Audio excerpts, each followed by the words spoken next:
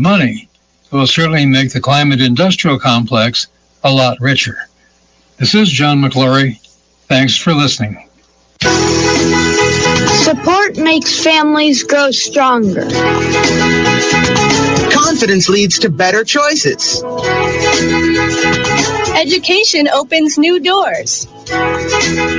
VCTF, the Vermont Children's Trust Foundation, is a nonprofit group that raises money to fund prevention programs. At VCTF, we believe community creates good kids. We fund preschools, teen centers, literacy, parenting, and mentoring programs. Programs that promote the well-being of Vermont children and work hard to strengthen our families, encourage education, and promote healthy behavior choices. Support VCTF and help give all kids a fair chance at success. You can help. Please donate to line 23D on your Vermont state tax return, where every dollar goes directly to helping Vermont kids. For more information, go to vtchildrenstrust.org. That's vtchildrenstrust.org. The Brady Farkas Show is produced and funded by WDEV and the Radio Vermont Group. We welcome listener feedback. Email your comments to wdev@radiovermont.com. The teams you care about. Mac Jones is good. That's not the question. The question is he good enough to win repeatedly in this loaded AFC? The stories that matter to you. If I'm Xander Bogaerts, I need three things in order to get over that insulting contract offer. This is your home for New England sports. Jason Tatum, superstar. Book it. This is the Brady Farkas Show on WDEV AM, FM, and WDEVradio.com.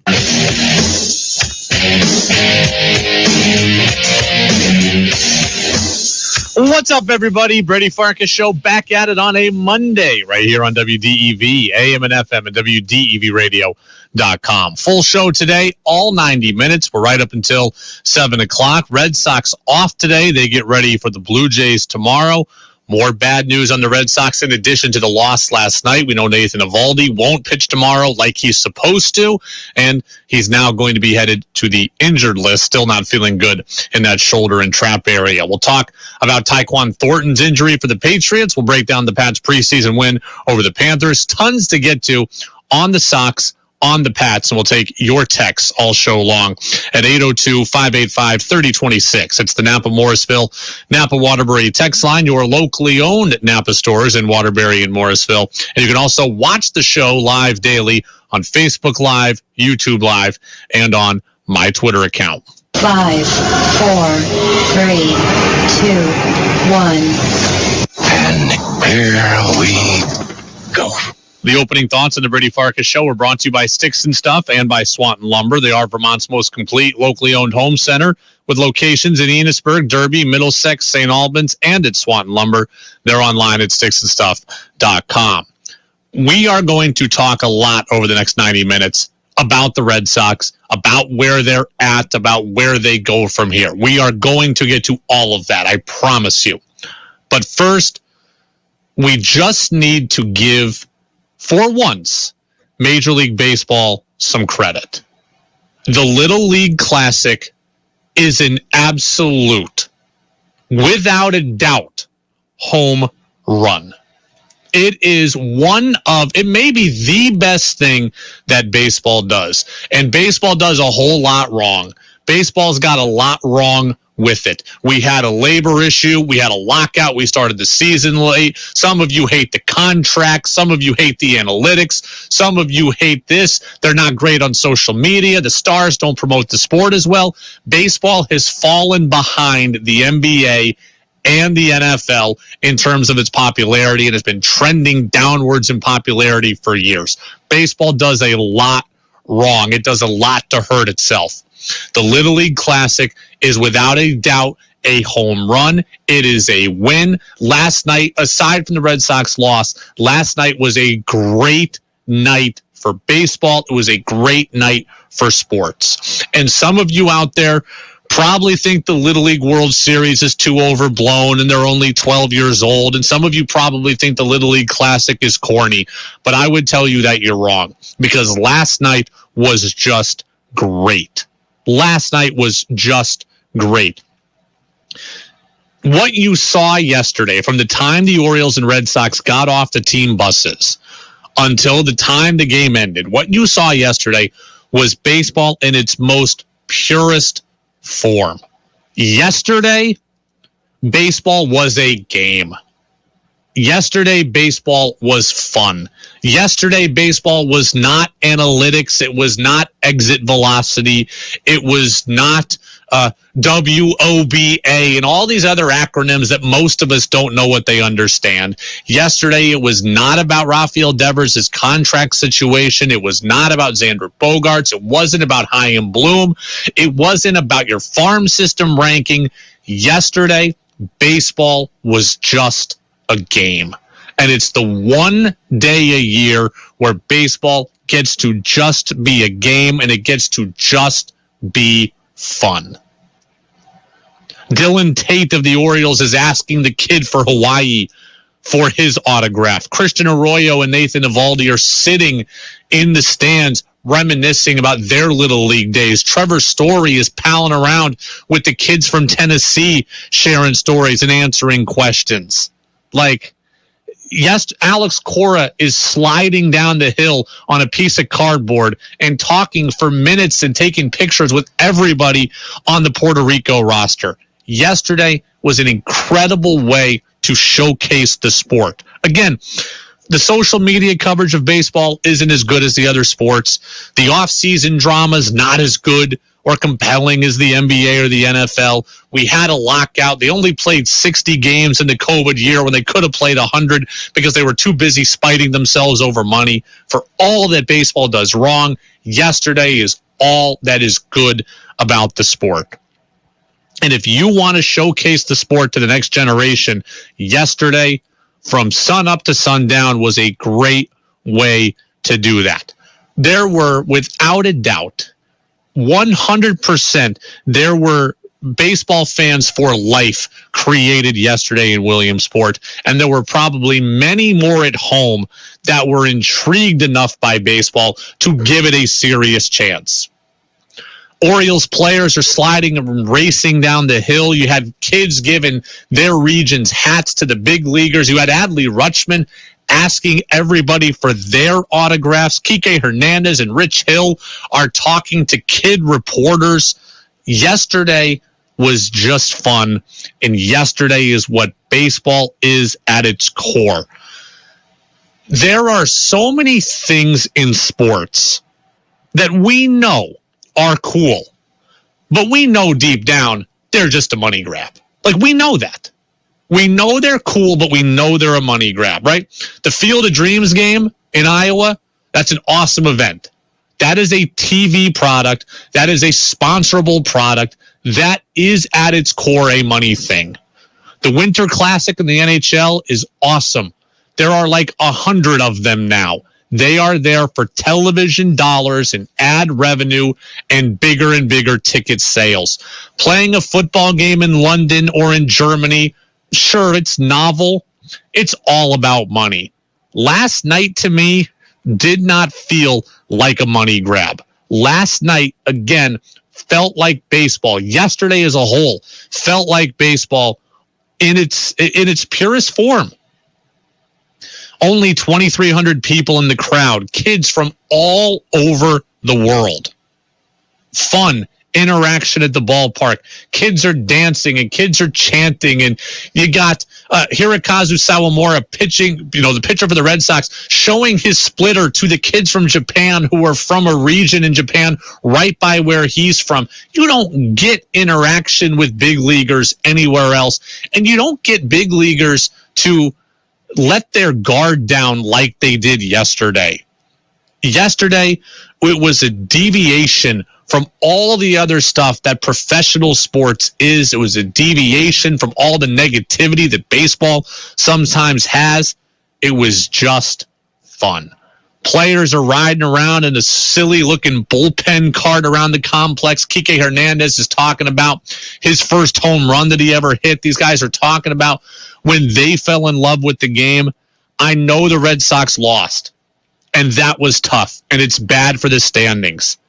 But really, yesterday is the first day all season that I haven't really cared about the Red Sox result. I wanted the Red Sox to win, but yesterday to me was not about the result. It was about the game. And for the first time, the only time all season, it was just about the game and people recognizing how beautiful the game is and how incredible the game is. I mean, watching yesterday, I'm thinking of my own memories, right? I can tell you that the first team I ever played on was Booth Glass, right? Sponsored by Booth Glass. When I moved to New York, we finally got we got to be a team that was an actual team. I was the White Sox at 9 years old. And then I can still remember to this day, at 10 years old, I was the Dodgers. At 11-year-old, I was the Mets. At 12 years old, I was the Diamondbacks. I can remember it all like it was yesterday. I can remember the summer where I hit a walk-off home run at the Westland Hills Invitational. I can remember all of that. All those memories come flooding back to you. The first time I got a jersey with my name on it. The first time I got a hat that was fitted and didn't have the little strap in the back. I can remember all that stuff.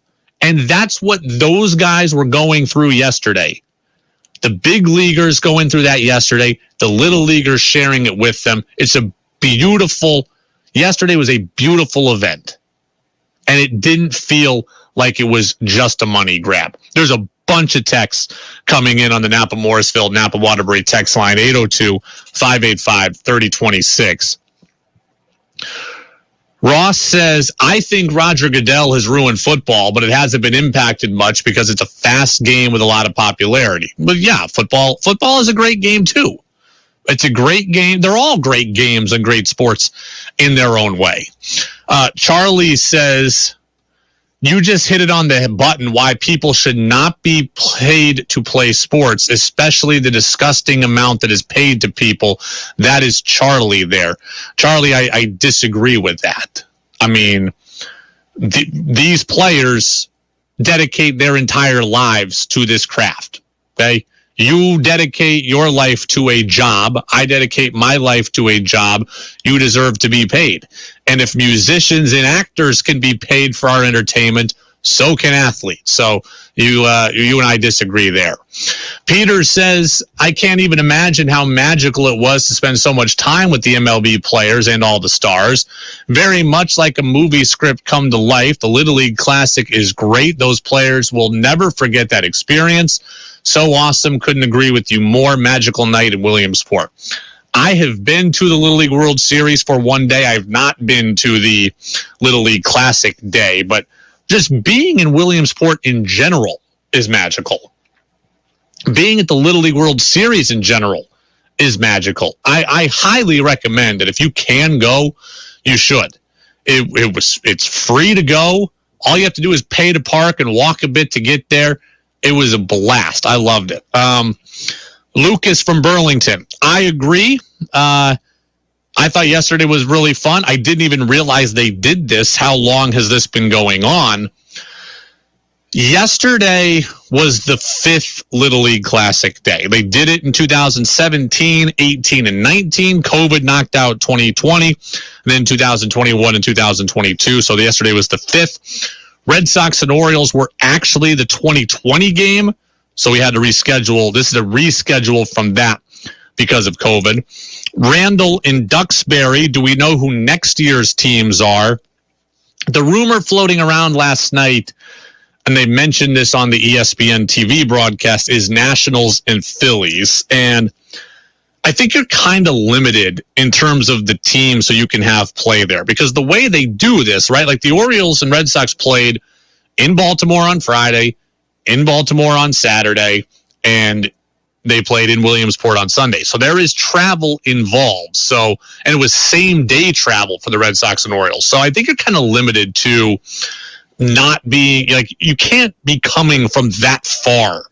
You have to be able to get to Williamsport pretty easily. So I think the teams that can be playing hosts there, the Phillies, the Pirates, the Nationals, the O's, maybe Cleveland, like, you're kind of restricted to who can go, at least from the host side. Like, you're not going to be getting Seattle and Oakland to play there. Last year, the Angels were there, but again, they were playing a team that was more localized to that region. So, yeah, I think Phillies, Pirates, Nationals, Orioles, those are the teams.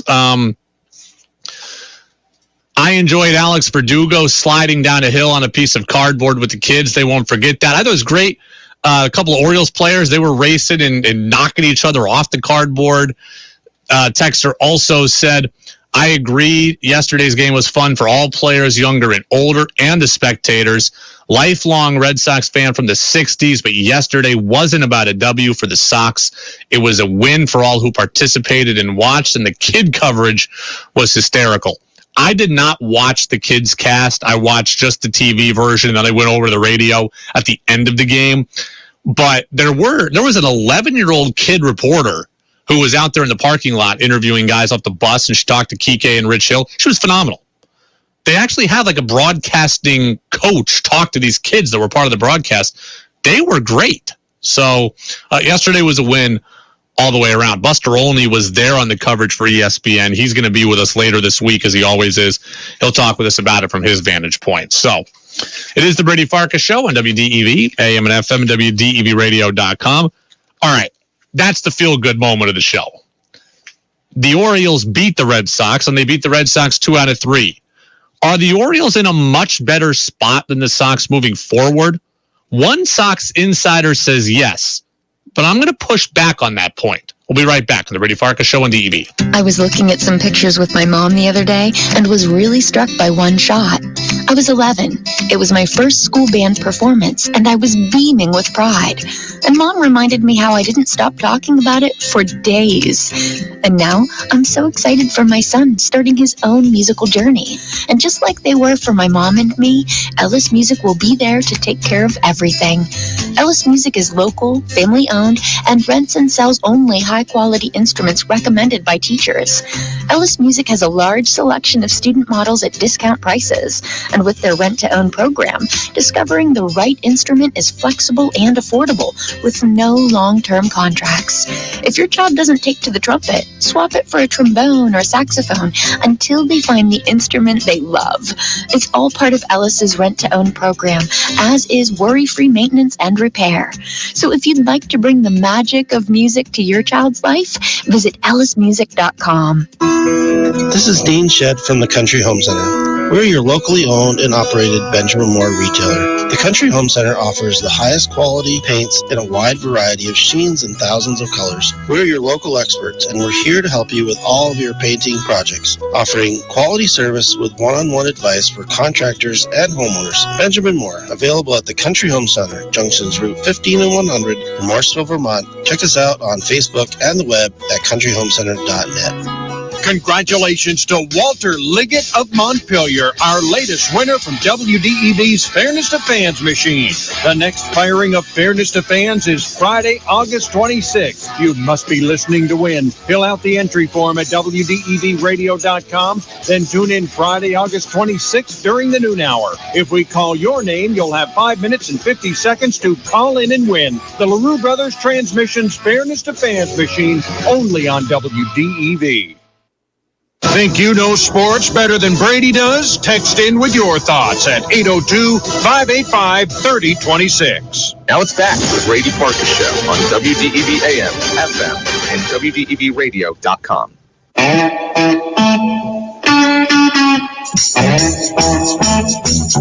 I'm going to tell you a story. Welcome back in, Brady Farkas Show right here on WDEV, AM and FM, WDEVradio.com. Charlie says, thanks for what you do, Brady. I enjoy listening as I make bagels in my bakery. You're welcome, Charlie. Appreciate you listening. Let's get to the baseball stuff, right? Yesterday, the first segment was the feel-good stuff. This is the baseball stuff. The Orioles took 2 out of 3 over the weekend from the Red Sox. The Orioles are 3.5 games ahead of the Red Sox, and the Orioles are now 5 games over 500. They are better than Boston right now, no doubt. John Tomasi of NBC Sports Boston said something very interesting the other day that I want to react to. I have some very bad news for Red Sox fans. I'm sure you remember the 2015 Astros. That was a team that had lost 100 games for a bunch of seasons in a row.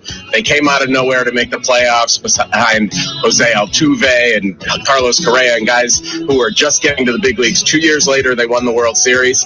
There is a very good chance that is what the Orioles are right now.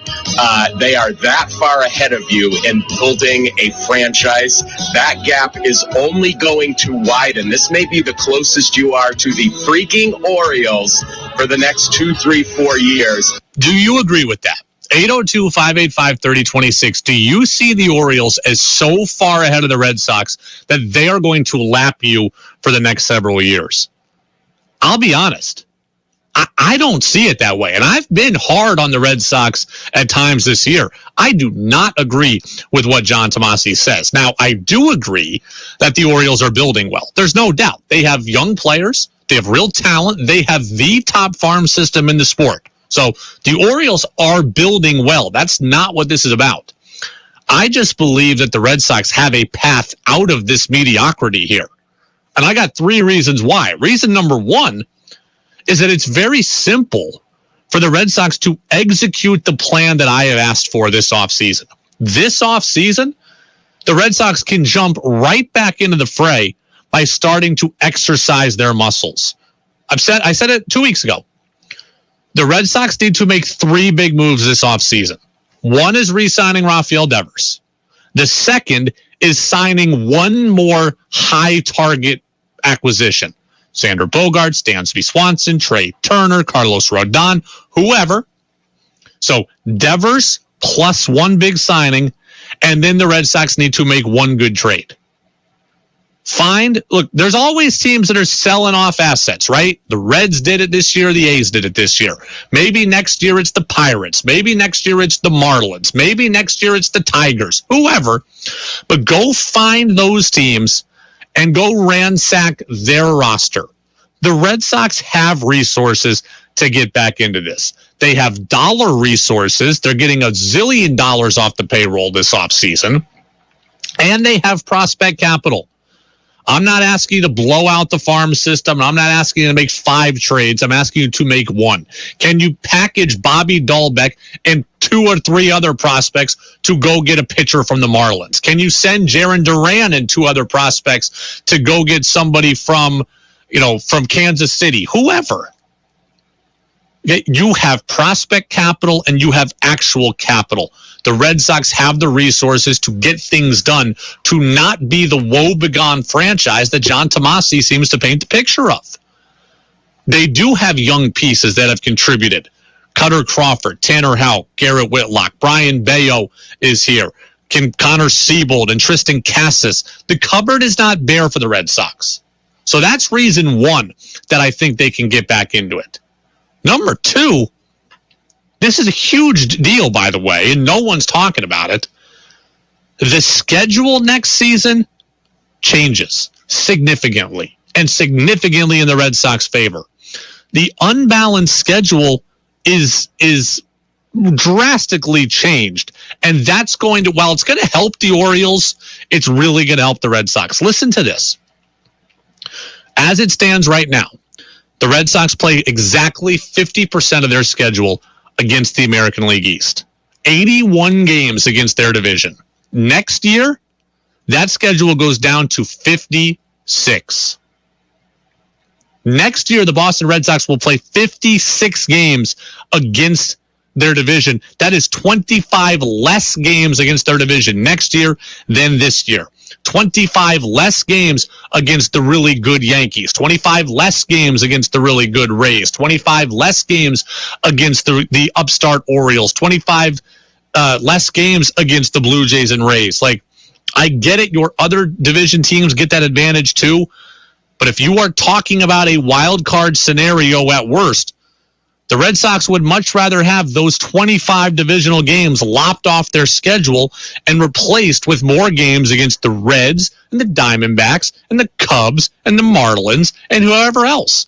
Like, yeah, you're going to have to face the Mets and the Braves and the Dodgers, but you're also going to get the Rockies and the D-backs. Like, less games against the Yankees. This is a huge thing. The Red Sox have been killed within the division this year. The Red Sox are 16-32 against the American League East. Their season ended because of that. The Red Sox are 16-32 against their division. You take away that obstacle next year, and the Red Sox absolutely have a chance to get right back into it. Like, look, I'm a Mariners fan. You know this. The Mariners this year have a huge advantage. They have 57 games. No, I take that back. I need 57 games, something like that, against awful Oakland, awful Texas, and the awful Angels. Next year, they're going to lose that advantage.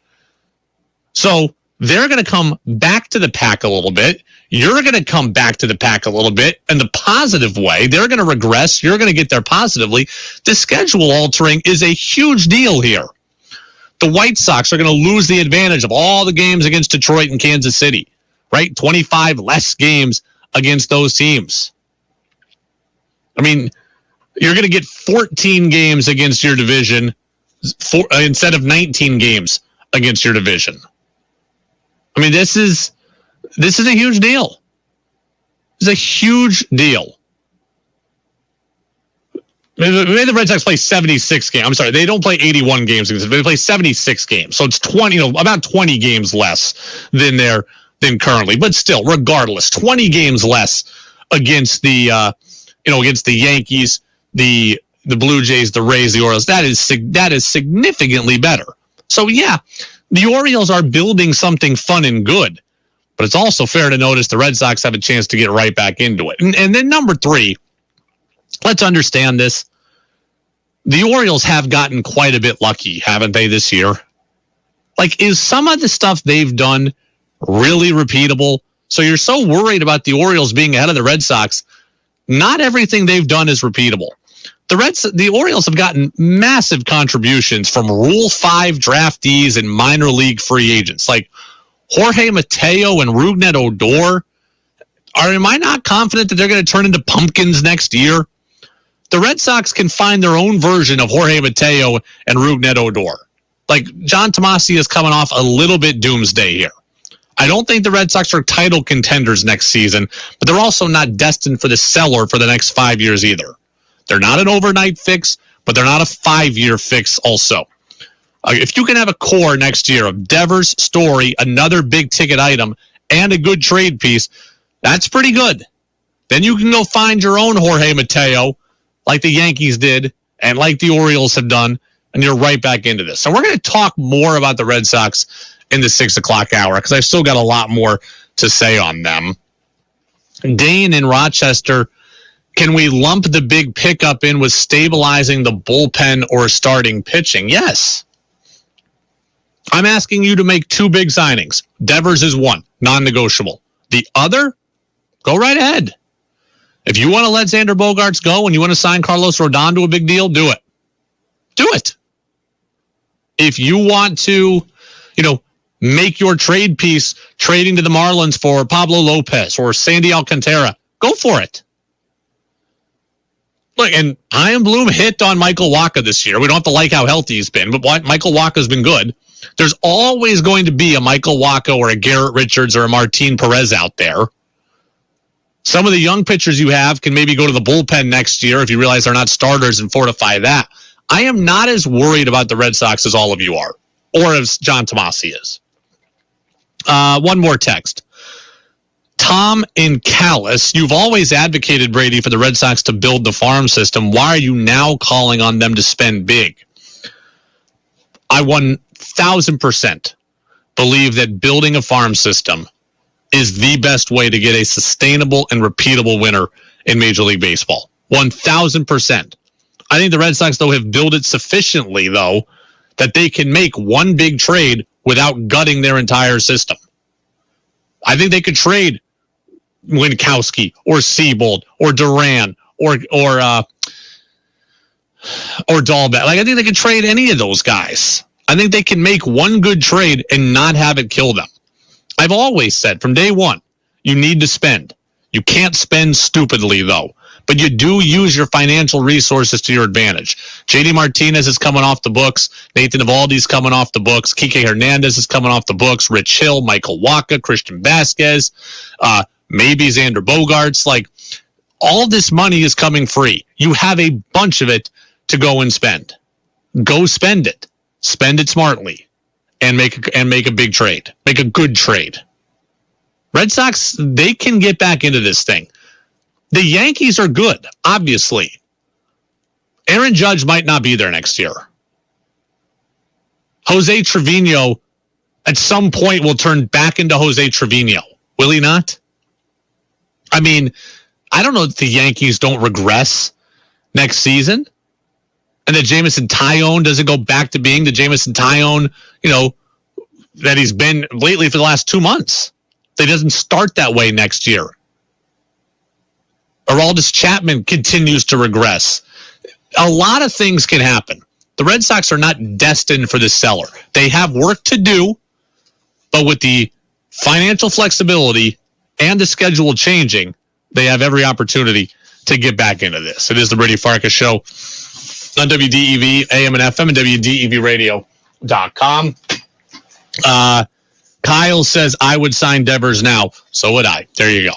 All right. CBS News update, and then I want to get to the Patriots preseason game against the Panthers. But Jason Tatum revealed he was playing through a very significant injury in the NBA Finals. I'll tell you what that was next on the Brady Farkas Show on DEV. 96.1 WDEV FM Warren, 96.5 W243 AT Barrie, 98.3 W252 CU Montpelier, AM 550 WDEV Waterbury. Is CBS News on the Hour, presented by Liberty Mutual Insurance. I'm Steve Futterman in Los Angeles. Former President Trump's legal team wants an independent review of the documents taken during a court-authorized search at his Mar-a-Lago estate. Correspondent Stephen Portnoy. As expected, the 21-page court filing has the former president demanding that a special master, an independent arbiter appointed by the court, sift through what the FBI took from Mar-a-Lago to determine what of it might be covered by executive privilege. Trump's lawyers also claim the FBI provided the former president with a legally deficient inventory of what agents removed.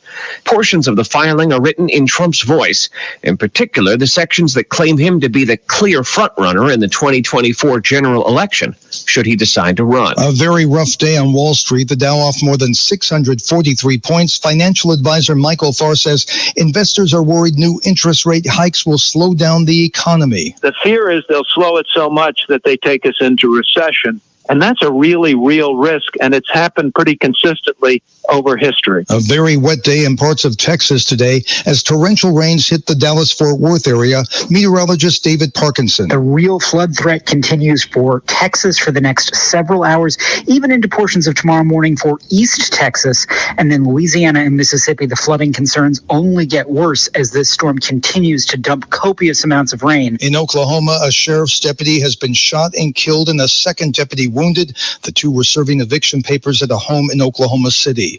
Authorities in Arkansas have suspended 3 officers in Alma, Arkansas, involved in the violent arrest of a man there. State police are investigating after a social media video showed the 3 pinning down and beating a suspect. Crawford County Sheriff Jimmy DeMonte. I hold my employees accountable for their actions. I will take appropriate action, whatever that action is, when these investigations are complete. The suspect, a 27-year-old South Carolina man, is jailed on several charges after he allegedly made threats outside a convenience store. Jim Crisula, CBS News. In Uvalde, Texas, a lawsuit has been filed against a wide range of defendants. Reporter Chris Fox. Civil rights attorney Charles Bonner, who also represents the victims of the mass shooting in Buffalo, says he's filing multiple state and federal claims against anyone responsible for the mass shooting at Robb Elementary, including the gun manufacturer, the gun store, the Uvalde School District, Police Department, Sheriff, Texas Department of Public Safety, Border Patrol, even the uncle of the 18-year-old gunman who drove him to purchase the guns. Bonner says the people of Uvalde want someone to be held accountable. And again on Wall Street, a very rough day. The Dow off more than 600 points. This is CBS News. Liberty Mutual customizes your car and home insurance, so you only pay for what you need. Visit libertymutual.com to learn more. I wanted to know why some people who get COVID-19 get it so bad. I found out it may be because they have a high risk factor. such as heart disease, diabetes, being overweight, smoking, and asthma. Even if symptoms feel mild, these factors can increase your risk of COVID-19 turning severe. So if you're at high risk and test positive, there are things you can do, like asking your healthcare provider if an authorized oral treatment is right for you. Learn about an option at treatcovid19.com. This message is sponsored by Pfizer. I absolutely love my dog, but the constant shedding, not so much. But then I got a Swiffer Sweeper Pet Kit, and it is amazing. These super thick cloths pick up a crazy amount of hair. Just look at all that. And that was from just one swipe. And the best part? Sweeper's so much easier to maneuver than a broom or a vacuum, easily getting around chairs and under the couch. You're right. Now I can focus on you, not your shedding. Swiffer Sweeper Pet Kit, because shed happens. Even when we can't be together, Vermonters know we can count on community. Now more than ever, we need to invest in that community. When you invest in Vermont with the Vermont Community Loan Fund, you're investing in Vermonters. Vermonters working the land, growing local food. Vermonters growing local businesses and creating quality jobs. Vermonters building community, one affordable home at a time. And Vermonters educating and caring for the next generation of Vermonters. The Vermont Community Loan Fund's impact investors are investing in equity, access, and opportunity for all Vermonters. A Vermont that lives up to its promise. A Vermont for all Vermonters. Join us. You can invest in Vermont with the Vermont Community Loan Fund. Learn more at investinvermont.org. That's investinvermont.org. Your chance to be part of the show is on the text line at 802-585-3026. Now it's back to the Brady Farkas Show on WDEV AM, FM, and WDEVradio.com.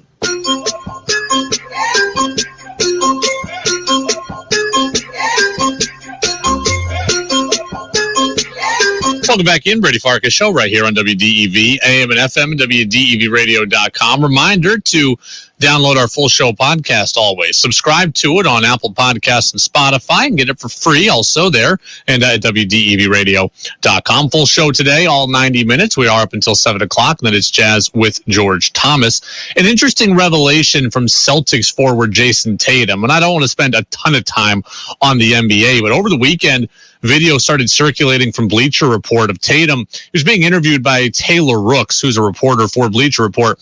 Tatum said he played in the playoffs and in the finals, which the Celtics lost, you remember, with a small fracture of his wrist. Here's Tatum in his own words. Had a non-displaced fracture in my wrist. And it was small, but it was still like a non-displaced chip. So like I chipped a bone, but it didn't like leave the surface, right? But it had shown that the bone had grew over it, so it healed, but it was still pain. I was still in pain because I kept getting it hit or falling on it. So like I guess I played with like somewhat of a fracture for like 2 months. Wow. And then in the playoffs, there was a play against Milwaukee in Game 3. I dunked it. Giannis chased me down and he fouled me, and I fell into the crowd, and that was the most painful it's been since that day that I heard it, and I ended up getting a cortisone shot in my wrist that night. Now Tatum did not make excuses for his poor finals performance or any poor shootings. He was just kind of laying out what happened, but he was not using it as an excuse. But the whole thing is very, very interesting. I told you, kind of dating, ironically enough, to that Giannis play. I remember it vividly what he was talking about. Tatum was going from left to right on your television screen, bottom of the screen, dunks it, gets flown into the crowd.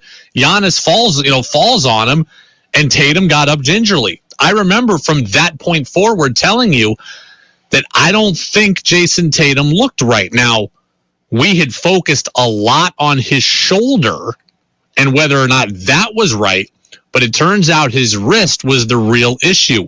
I knew something was bothering him. And like him, I don't want to totally write off his poor shooting performance in the finals as just he was injured. I don't want to give him a total cop-out, but I defended Jason Tatum then, and I defend Jason Tatum now. he was not at 100% in the NBA Finals. He was probably not even at 85%. And when you are trying to win an NBA Finals against Steph Curry, your health matters. He still had games in the playoffs where he was great. He had moments where he was capable of playing well. Remember, he had 46 in Game 6 in Milwaukee. So he had it in him to be great. But now knowing this, it doesn't surprise me that there was great variance in his performance. When you don't feel the same on any given day, it absolutely can have an effect on how you shoot and how you do. So, again, I don't want to give Tatum a full excuse, but knowing that he was injured, it does explain his wide variance in performance, right? He can go 46 in one game and he can go for 10 in another, just days later, because when you're playing with a partially broken wrist, it's all dependent on how you are, how you are feeling that day and how you got hit that night or whatever. So Jason Tatum says that he played through a partially broken wrist. I do think we can all agree on one thing, though, right? That Jason Tatum's respect factor and Jason Tatum's toughness meter went a little higher as a result of knowing this information, right? If you're not willing to give him a pass for the poor shooting, I hope you are willing to at least admit that Jason Tatum is not soft, because the takes after the finals were that he was soft, he's not the alpha, he wasn't that guy. I remember Jake Crane of the Daily Wire's sports arm, right? Jake Crane, he came out and, June 2nd, he was very critical of Tatum. Like, this is what people were saying. It's become pretty evident that Tatum isn't the alpha on his own team. It's Jaylen Brown. Where Tatum looked nervous, Brown looked hungry. When Tatum turned it down, Brown turned it up. And maybe we should start holding Jaylen Brown in higher esteem than we do Jason Tatum. Now, some people have made the excuse that Tatum was exhausted. How about Tatum had a broken wrist? How about that? Okay, the takes after are that Tatum's not the alpha, he's not that guy. I hope that the Jake Cranes of the world look at this information now and say, you know what? Guy's pretty tough. I'm not going to give him a full pass, but guy is pretty tough. And by the way, on Tatum being tired, I just throw this out there because I found the stat. Jason Tatum played the fourth most regular season minutes in the NBA last year. Fourth most regular season minutes. Then you factor in all the playoff minutes. I mean, Jason Tatum played over 3,700 minutes in over 100 games last year. In the era of load management, Jason Tatum played 37 minutes a night on average for over 100 games. There's something to be said for being tired and having a broken wrist. So Tex says it's refreshing to hear Tatum admit he was playing hurt, something he didn't give away in the postseason. And I agree, the critics who said Tatum was soft or not aggressive enough should apologize tomorrow. I agree, 100%. You don't want to write it off, every poor shooting performance. You don't want to give him that benefit of the doubt. Okay, fine. But at least sit here and say and admit that you were wrong to call him soft. All right, let's stick with injuries here for a minute. Let's stick with this, and let's talk about the big blow of the weekend, and that was Patriots rookie wide receiver Tyquan Thornton. Tyquan Thornton broke his clavicle. That's a fancy word for collarbone, I believe, and he's out 8 to 10 weeks with that injury. Number one, that's just bad. You never like to see anybody hurt. Two, that's bad for the Patriots because Thornton was becoming an exciting part of what they do. And my brain was kind of running a million miles an hour thinking of all the ways he could contribute right away in the pass game with his speed and the vertical threat and play action and end arounds in the run game. Like, Tyquan Thornton had become exciting. Pass. Game clock at 4. Snap to Hoyer. Bouncing right. Rolling. Throw to the end zone. Caught by Thornton. Touchdown, Patriots. Yeah, they grabbed his shoulder. They grabbed his jersey. Thornton scored a touchdown in his first preseason game, and I was excited about what he could do. I was looking forward to a deep play action game, Mac going over the top. I was looking forward to some sideline routes where Thornton gets vertical. I was looking forward to seeing him in the slot and come around on the jet sweep. I was looking forward to all of that, And now we're not going to get it at least for a while. Tyquan Thornton out 8 to 10 weeks with that broken clavicle. And not only does this change the conversation around the Patriots offense, it changes the conversation around the Patriots roster. Like, this has a huge trickle-down effect, right? I had talked about maybe the Patriots trading Nelson Aguilar. You can't do that now if you're New England, because you need his speed and his downfield threat. And we saw the 45-yard pass from Mack to Aguilar on Friday night against the Panthers. Like, I thought Tyquan Thornton could do that. Nelson Aguilar needs to stick around because he's got to be the guy to do that. So you're not getting rid of Nelson Aguilar now. You now need him because Thornton's not there to take his place. There had been talk this weekend about maybe trading Kendrick Bourne. We'll get to that a little later too, but I can't do that. I don't want to trade Kendrick Bourne. So if you're looking to get rid of a receiver, can't do it now. It also probably becomes easier. It definitely becomes easier now for one or two of Trey Nixon, Christian Wilkerson, or LaJordan Humphrey to make the team. So this injury is a big deal, and it has big deal consequences. Your offense changes without Tyquan Thornton. Your possibilities are more limited, and your roster changes also. Your roster conversation changes. Aguilar stays. Bourne stays as far as I'm concerned. Then Nixon, Humphrey, they could both be on the roster. Wilkerson could be on the roster. So this has real implications. And I'm just disappointed, man. I really wanted to see Tyquan Thornton come out and establish himself early. He's an exciting player, great speed, but he was also garnering attention for his route running. And I was just excited about the possibility of the ball being in his hands as much as possible. And it just stinks that you're not going to be able to see those elements of the Patriots offense. Without him, Aguilar becomes your only deep threat.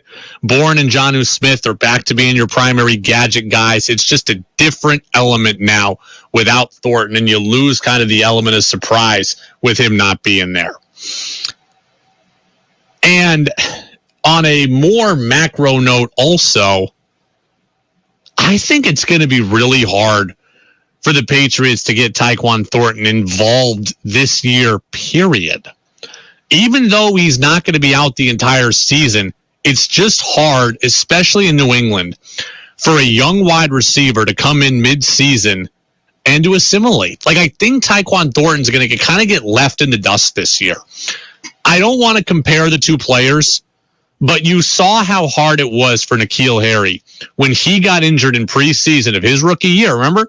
First preseason game for N'Keal Harry against the Lions. Injured, it was either shoulder or ankle, I believe. He was injured in so many different ways. I think it was shoulder.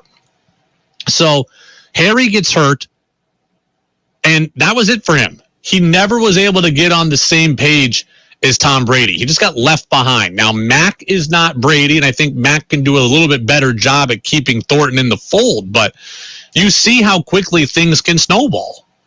Right? Harry never caught up. Cam Newton, when he missed one game for COVID, and he said, I never felt like I caught back up.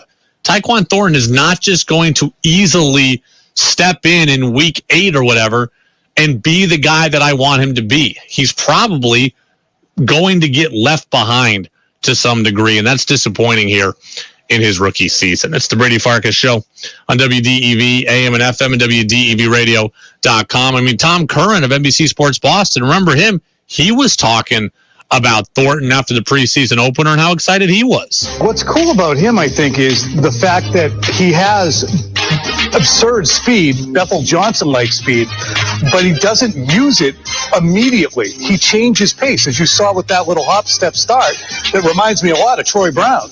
That's how Troy started every single route, a little hop, same with Edelman. And if you can employ that and also accelerate, my crack friend Amina, at a ridiculous clip so that you're 10 yards, and it seems to me like his first 10 yards are just electric. Yeah, and we're not going to get to see it now.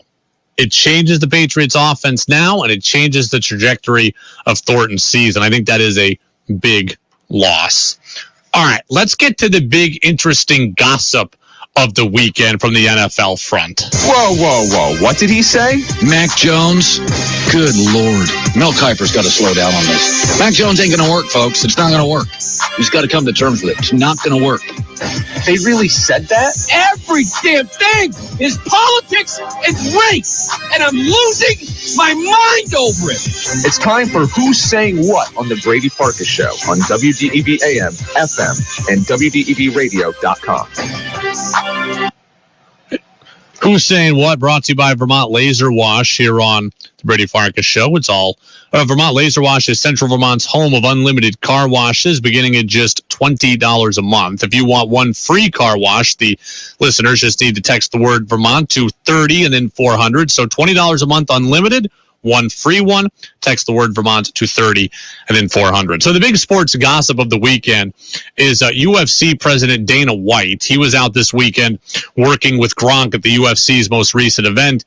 And Dana White told a story about Tom Brady almost ending up with the Raiders in 2020. I worked to put that deal together for Brady and Gronk to come to the Raiders. And it was almost a done deal. And at the last minute, Gruden blew the deal up and said that he didn't want him. And all hell broke loose, man. It was crazy. And Brady was already looking at houses, and it wasn't being said yet that Gronk was coming. So Las Vegas would have had Brady and Gronk the year that the Bucs won the Super Bowl, except Gruden blew the deal up. So Gronk confirmed that story. And so Gronk he confirmed it. Now, I assume they're telling the truth because I understand that UFC is a big television production. So some people out there are going to think it's ratings driven and be cynical. Gronk doesn't work for the UFC, so he doesn't have to play on board with any gimmick or whatever. So I believe that Dana White is telling the truth, that there is at least some degree of interest there on the part of Brady to go to the Raiders. So that's the story. Let's kind of look at it from a few angles here. I'll be honest with you. Sports radio and television have been talking about this story all day. I'm really not that interested in it. Because whether Brady wanted to play for the Bucs or the Dolphins or the Raiders or whoever, the main story to me remains the same. He didn't want to play in New England. That is all that matters. So I don't really care where he wanted to play or where he almost went or where he had a backroom handshake deal done. None of that matters to me. All that matters, he didn't want to play for the Patriots. The relationship between Belichick and Brady was soured enough. The relationship between the franchise and Brady was soured enough that he no longer wanted to be there. That's all we really need to know. It doesn't really matter who she wants to date. The bottom line is she doesn't want to date you. That's all I really care about. So like this report, everybody's spending all day on this. I'm not blown away by this report at all. Okay, he wanted to go somewhere other than New England. That's the story. Again, Tampa, Seattle, Arizona, none of it matters to me. He just didn't want to be in New England. That remains the story. Now, going to the Raiders would have been more interesting than Tampa, right? It would have had more tentacles. The two teams met in the 2020 COVID year in New England, so we could have had the Brady Patriots reunion in Foxborough with no fans. That would have been interesting. We could have seen these two teams potentially meeting in the playoffs. Both the Patriots and Raiders made the playoffs last season. So being in the AFC would have been more interesting than him going to Tampa like he did, but I'm not really dissecting this whole thing. He didn't want to play in New England. That's all that matters. And also, I will say, while I do believe this, I do believe that there was at least a degree of interest from Brady in Vegas. I'm really surprised that Brady would have wanted to be in Vegas. Like, I can't really figure out the appeal. Tom Brady, like, he's got a place in Florida with Giselle. Vegas is not near that. Giselle is from South America. Vegas is not near that.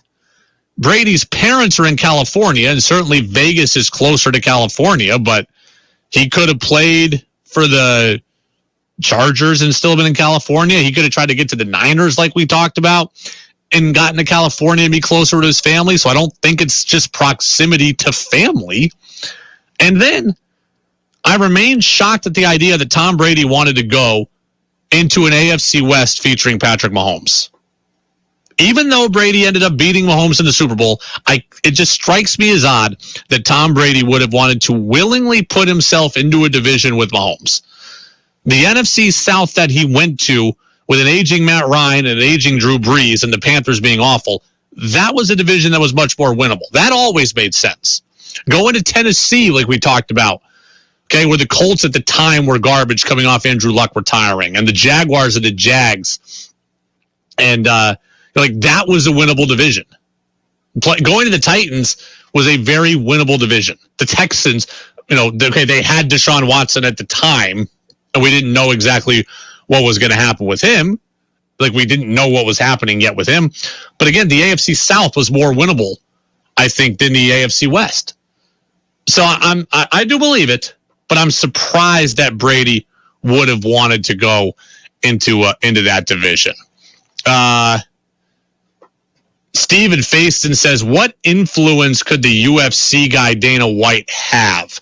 It's a good question. Dana White is a powerful guy in sports. He's actually a Boston guy, so I believe he grew up a Patriots fan, if I'm not remembering correctly. So it is very, very plausible that he, Brady, and Gronk know each other, right? That's absolutely plausible that he, Brady, and Gronk know each other and have a relationship through New England connections. I think that connection is easy for me to see.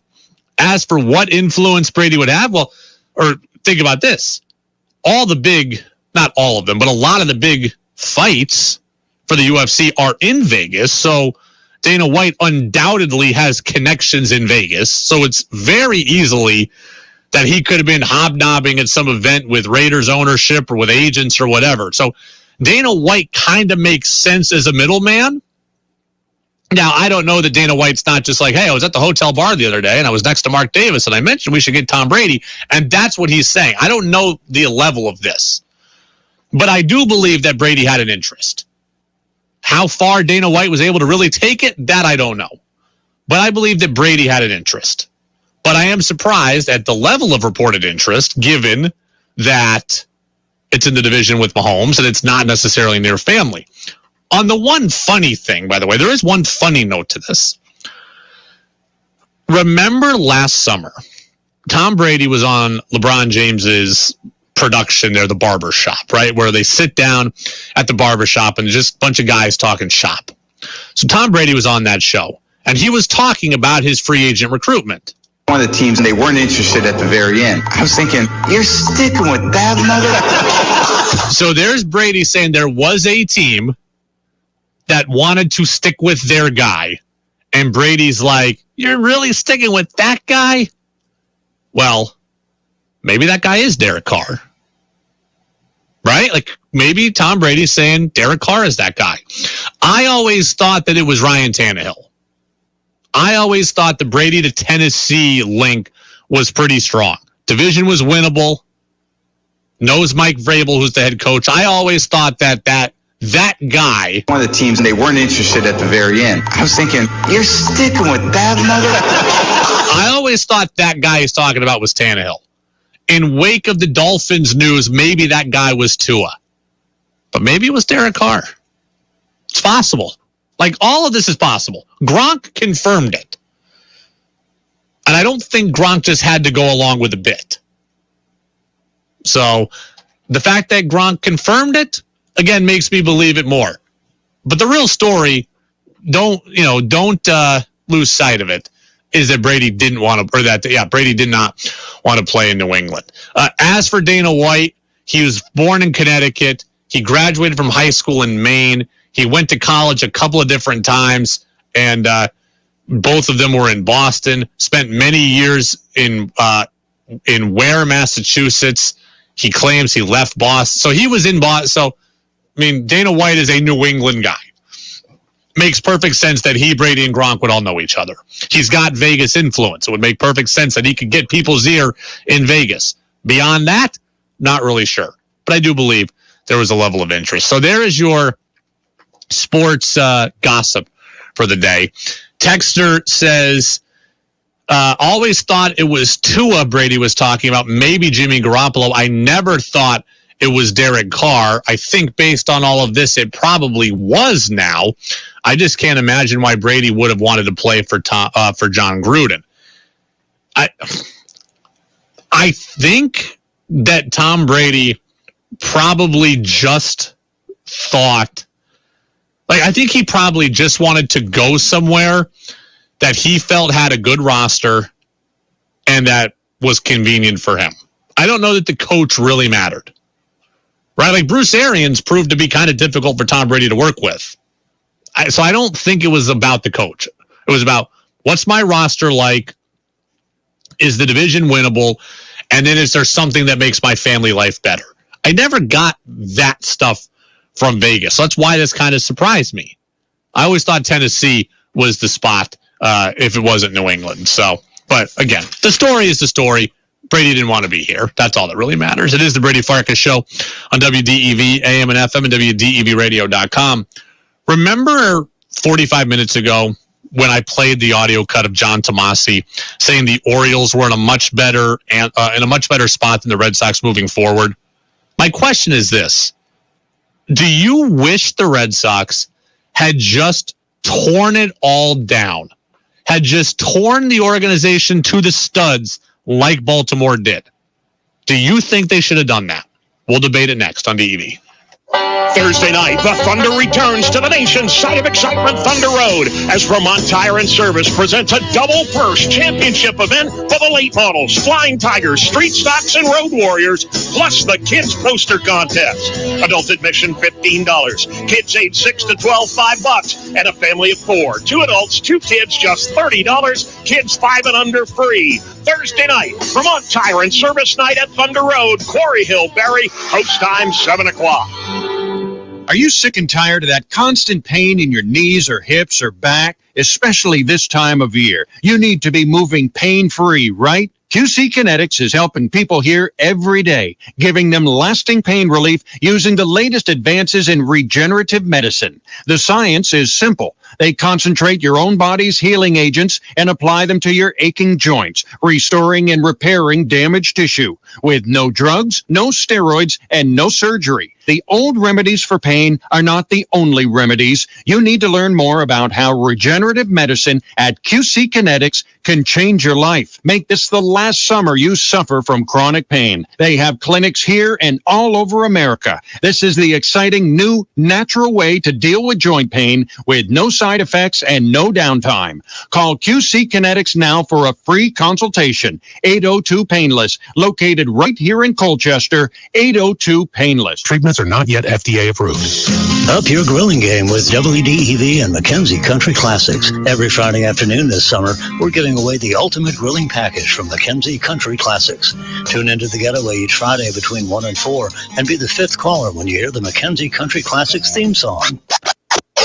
Old John McKenzie was a dedicated man, made the best pork sausage in all the land. John told his boys, both clear and loud, carry on the name and do me proud. The ultimate grilling package includes 1 package each of natural casing franks, grilling kielbasas, sweet Italian sausage, switchbrats, thick cut bacon, all beef deli franks, and alfresco chicken sausage.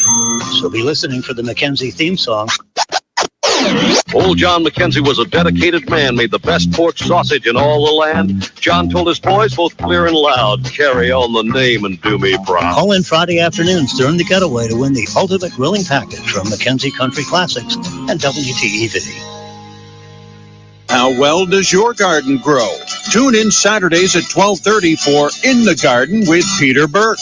Peter and co-host Joel Nashman give you 1 full hour of the latest news, helpful tips, and your calls to talk about what's happening in your garden. It's brought to you in part by Clausen's Florist, Greenhouse, and Perennial Farm in Colchester. In the Garden with Peter Burke, live Saturdays at 12:30. Hear the podcast anytime at WDEVradio.com. Make your opinion heard by texting onto the Brady Farkas Show at 802-585-3026. Now it's back to the Brady Farkas Show on WDEV AM, FM, and WDEVradio.com.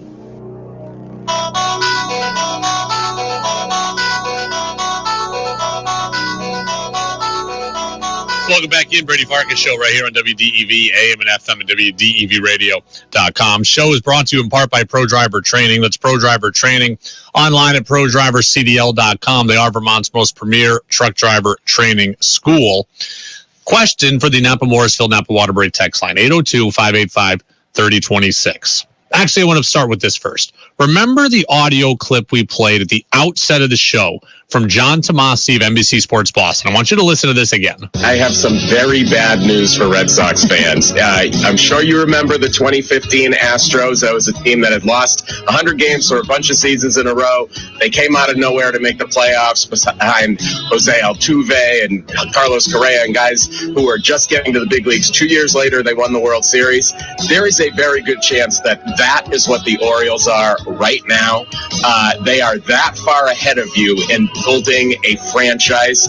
That gap is only going to widen. This may be the closest you are to the freaking Orioles for the next 2, 3, 4 years. So Tomasi says the Orioles are lapping you in their organizational building, right? And the Orioles tore it all the way down, right? The Orioles were awful for a number of years. They were a team that was in the AL playoffs a couple of years in a row. They were really good for like a 5-year period with Buck Showalter. Then they tore it down to the bone. And we've seen other teams do that. Houston did that, and they won the World Series before. The Cubs did that, and they won the World Series. Seattle has done that. The White Sox have done that. Toronto has done that. So my question is for you, do you wish at some point the Red Sox had done that? Do you wish the Red Sox had gone through some massive organizational rebuild? They're frustrating right now. They're kind of stuck in the middle. Do you think they had pulled an Orioles or a Mariners or what the Nationals are doing right now?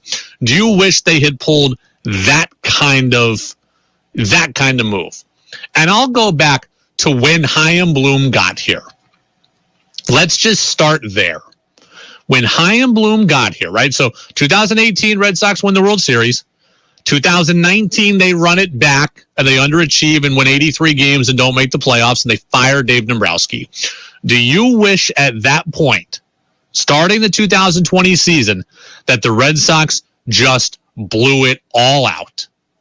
Okay, it would have involved trading Mookie Betts as they did. It would have involved trading Chris Sale prior to us knowing that he needed Tommy John surgery, but would have involved trading Chris Sale. It would have involved traded Xander Bogaerts, maybe Rafael Devers, although I could see them holding on to him like the Nationals held on till Soto till the end. It would have involved them trading everybody. Okay, the team that won you the World Series, Christian Vasquez, Mitch Moreland, all of those guys, Andrew Benintendi, all of those guys would have been gone. Jackie Bradley Jr. Do you wish the Red Sox had done that? Because that is what the Orioles did. So Tomasi is waxing poetic about what the Orioles have done. Do you wish that had been the Red Sox? I've thought a lot about that. And as frustrating as the Red Sox are right now, I am glad the Red Sox did not go down that path. Ultimately, I think Chaim Bloom made the right choice. But again, it underscores something that I have said for a year now. It is a very difficult thing trying to do both win and rebuild at the same time. It is very, very hard. Usually, if you are all in to win now, your future is in trouble. Usually, if you are all in on the future, your now is in trouble. Chaim Bloom, I appreciate what he has tried to do. It hasn't necessarily worked, but I appreciate the Red Sox have tried to thread that needle because the building process that the Orioles have gone through is incredibly painful. The Orioles have been building for 5 and 7 years and losing 100 games. Their over-under win total in Vegas this year was 62 games. It is painful to see your team be that bad. The White Sox were awful for 3 years. My Mariners were horrific for 3 years. The Padres had 9 consecutive losing seasons before they recently started going on their spending and acquiring binge. I didn't want that to be the Red Sox. Red Sox, look, 2021, they made the ALCS. This year, they've underwhelmed. It is hard, but I will take the ups and downs of the last 2 years over the pain of a full-scale rebuild. Because once you go down that road, there is no turning back. The Washington Nationals are going to be bad for the next 5 years at least. That is what a total teardown is. The Nationals won the World Series in 2019, right? 2019, the Nationals won the World Series. Max Scherzer, gone. Juan Soto, gone. Now Josh Bell, gone. They had Kyle Schwarber, gone. Like, the Nationals are going to be awful for a really long time. I'm glad the Red Sox didn't do that. So when John Tomasi says, hey, the Orioles are in such a great spot, they're headed there, but the road they've taken is not a road that I want to have traveled. Chaim Bloom, I appreciate what he's tried to do. He has built and tried to win at the same time, and it hasn't worked out to winning the World Series, but it has given us fun and representative baseball for 2 years now. And as I told you at the beginning of the show, I believe there is a path out of this for the Red Sox. They do have prospects now. They do have young players. They do have the ability to spend. They do have the ability to go make trades. Now, Dean says hashtag fire Chaim. Having seen the Red Sox this past weekend in Baltimore, the Red Sox stink. Well, Dean, Trevor Story has been out for a while now. Rafael Devers had been hurt and is not the same. He's hitting 180 in the last 30 days. Pitching staff has been injured. I wish that the Red Sox had sold off at the deadline. I think Chaim Bloom handled the deadline wrong. But Chaim Bloom did not sign Chris Sale. Chaim Bloom did not sign Nathan Eovaldi. And Chaim Bloom did not sign J.D. Martinez. And he did not give Xander Bogaerts an extension. So all these guys that are underachieving and are injured, Chaim Bloom did not sign a lot of them. So it is not all Chaim Bloom's fault. I have, by the way, what I believe, I'm very curious. Here we go. Matt and Bolton kind of leads me into my next point. He says, I hope the Red Sox sign Xander and Devers. They need to. I 1,000% agree the Red Sox need to re-sign Rafael Devers. 1,000%. But I am very curious about what the Red Sox come back to the table with for Xander Bogaerts. I believe the Red Sox are going to go to Bogaerts and make him another offer. I'm very curious as to what that will look like. Just for a refresher, Xander Bogaerts has 3 years and $60 million left on his contract. He hasn't opted out. We all expect him to opt out. So we expect there to be a new deal that needs to get signed. But remember earlier in the year when we all laughed at Chaim Bloom for offering Xander Bogaerts a 1 year, $30 million extension. So basically he wanted to take that 3 and 60 to 4 for 90. Remember when we all laughed at that?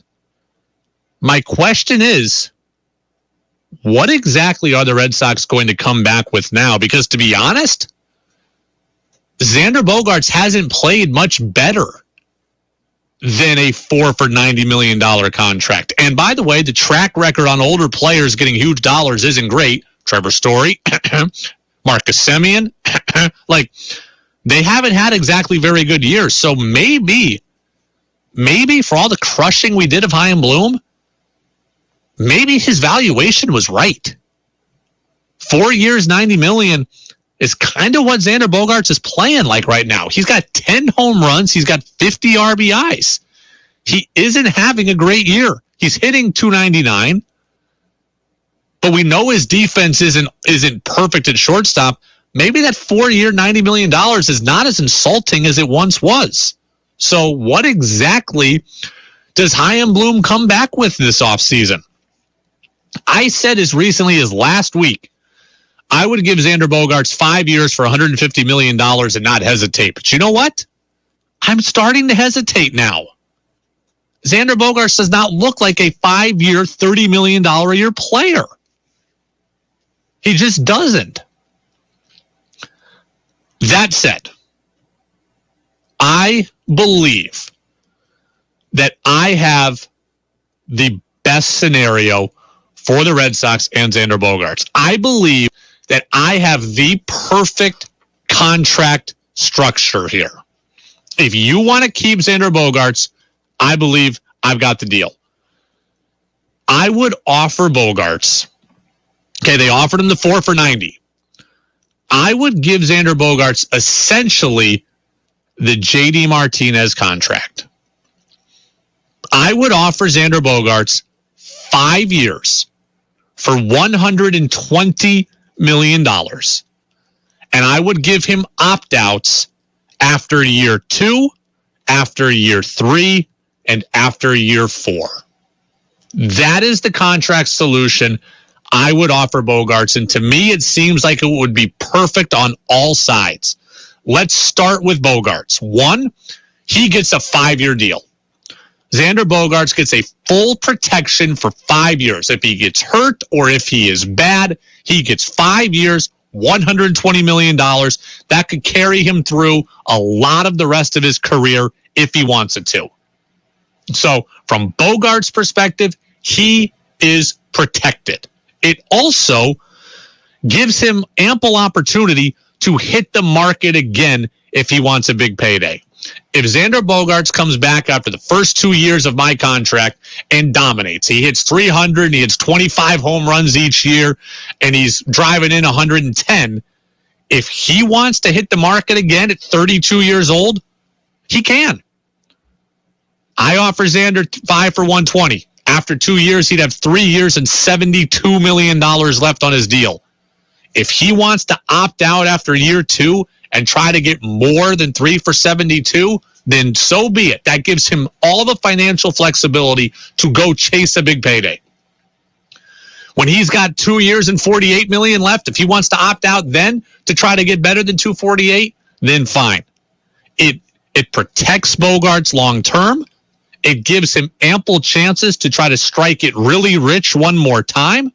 And heck, even if he stayed for all 5 years, he'd still hit the market again at 35 years old and have another run at free agency anyways. There's financial flexibility and financial freedom for Bogaerts under my proposal. And for the Red Sox, they win also. The Red Sox give him 120, not the 150 or the 175 or the 200 we were thinking it would be. The Red Sox still save significant money. They were already willing to give him 4 for $90. I'm asking you to tack on one more year, and another $30 million. The Red Sox save some money. 120 is a lot less than 150, 175, or 200. Red Sox 5 for 120 is $24 million a year. That is a little bit more than what Trevor Story got from the team. So Xander gets 5 years. He gets respect. He gets $120 million, which is a lot. He gets more money annually than Story got, which again re-amplifies that respect. And in the court of public opinion, the Red Sox win also. You bring back the franchise favorite, and if he takes one of the opt-outs in the future, he's the guy who made the decision, and you don't look like you forced him out. This, to me, is the best of both worlds. The Red Sox retain a good player. They're not crushed by $30 to $35 million a year contracts. Bogaerts gets long-term security and short-term financial flexibility. He gets more money than Story annually. This, to me, is a win. Is everybody on board? 5 for 120, opt-outs after years 2, 3, and 4. JD Martinez got 5 for 110, opt-outs after years 2, 3, and 4. I'd give Xander Bogaerts the same thing, but a little more money. That, to me, is the deal. Text says, would Heim and company pursue Carlos Correa, who has an opt-out? Yeah, I think they could. I told you all along, sign Devers and sign one more big piece. I want it to be Bogaerts, but it could be anybody else. They need to make 2 big moves. Jesse in Pittsfield, Xander and Devers are going to go to the team that pays the most. I'm not convinced that Red Sox ownership is going to write that check. Do I want, seriously, Do I want Xander Bogaerts if it's going to take the biggest check? Ask yourself that question. Xander Bogaerts is a great Red Sox player. He's a champion. He's got 10 home runs and 50 RBIs. If it takes 7 years and $190 million, if that's the biggest check, are you doing it? Is that good business? 5 for 120, I just identified could be good business for both parties. 7 for 185 isn't good business for this kind of production. It's just not. Devers, I think you are going to have to bid. And I think you might have to overbid a little more than you want to, but I would do it because he's 25 years old. Xander Bogaerts, I am not going to just beat the room to keep Bogaerts. He has not been good enough now to do that. I love him. He's great, but 5 for 120 works for both parties. 7 for 185, that doesn't work for me. Not now, not after this season. Maybe it would have in March. Not now. It's the Brady Farkas Show on WDEV, AM and FM, and WDEVradio.com. A couple more things on the Napa Morrisville, Napa Waterbury text line. Kyle says they think the Red Sox are going to be better next year because of the different schedule. Yeah, we covered that in hour number 1, but I think that is a really good point. I want to wrap up the show next. Speaking of all this maneuvering here, roster maneuvering, the Patriots reportedly are talking about maybe trading 2 of their guys.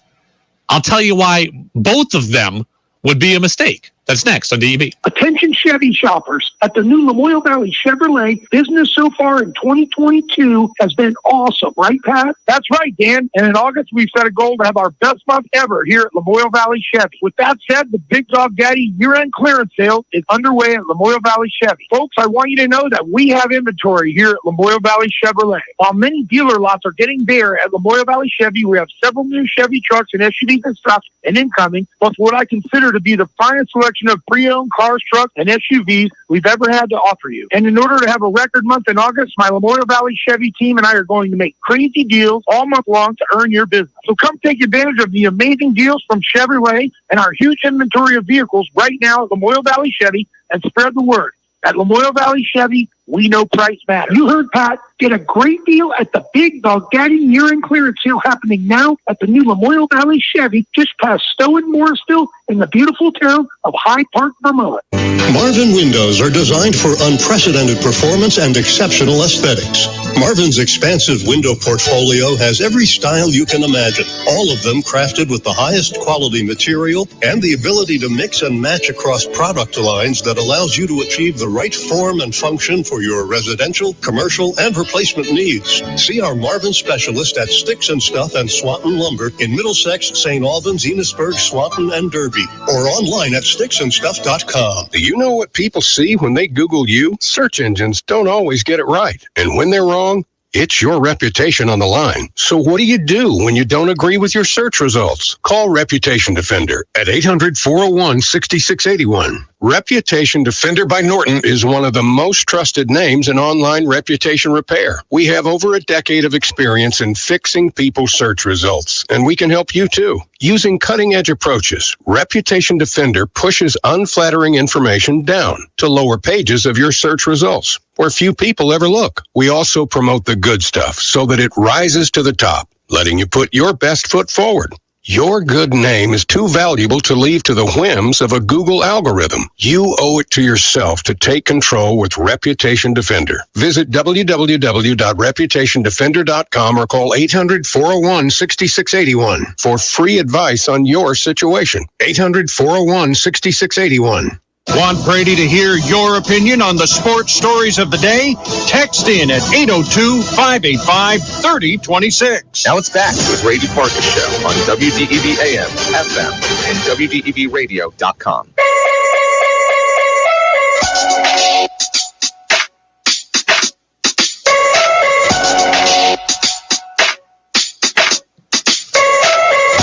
Welcome back in. Brady Farkas Show right here on WDEV, AM and FM, and WDEVradio.com. Remember, full show podcast available always after the show ends. We get it up in about 15 minutes on our podcast channel on Apple Podcasts and on Spotify. No guest today, just rolling through here on a Monday. I don't know if you saw this report, but the Patriots reportedly are talking with teams about trading left tackle, or now I guess this year right tackle, but trading offensive tackle Isaiah Wynn. And they've also gotten calls about Kendrick Bourne. So neither Wynn or Bourne played in the preseason game on Friday. There was a thought that it was disciplinary-wise for both players. Remember, Bourne got thrown out of practice last week, and then reports were that Wynn did not practice well, so he was just kind of being punished. Then we hear today Wynn is being talked about in trade talks, and Bourne teams have called on him. Patriots are tight against the salary cap, so there is thought they want to free up some money. Trading either of Kendrick Bourne or Isaiah Wynn would be an awful move for the Patriots. I do not know how many times I have to say this. When you have a young quarterback, the goal is to prop him up. It is not to cut his legs out from under him. Mac Jones needs support. Mac Jones needs help.